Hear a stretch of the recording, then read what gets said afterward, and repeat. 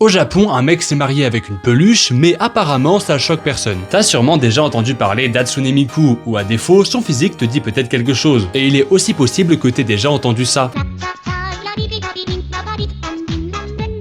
Miku est ce qu'on appelle un vocaloïde, un subtil mélange entre vocal et androïde parce que en fait c'est un robot qui chante. Elle a buzzé au Japon il y a déjà un petit moment et c'est devenu une putain de machine à cash. On estime qu'elle génère environ 150 millions de dollars par an. Et apparemment elle ne génère pas que des dollars mais aussi des éjaculations spontanées et extrêmement précoces comme celle de ce mec. Akihito Kondo est un fonctionnaire de 35 ans qui a décidé d'organiser un mariage avec Miku et il a dépensé pas moins de 2 millions de yens d'argent public. Je dis d'argent public parce que je te rappelle qu'il est fonctionnaire. Et tout ça pour organiser son mariage avec un hologramme dont l'âge officiel est de 16 ans. A noter que sur les 40 personnes présentes à son mariage, il n'y avait aucun membre de sa famille. Miskin. Bon, je te rassure, ou peut-être pas, mais ce mariage n'a pas de valeur légale. Cela dit, Kondo a quand même reçu un certificat de mariage délivré par Gatebox, l'entreprise qui a développé Miku. Un certificat qui reconnaît les unions avec les personnages fictifs. Kondo justifiera son action en expliquant qu'il était harcelé au travail et notamment par des femmes.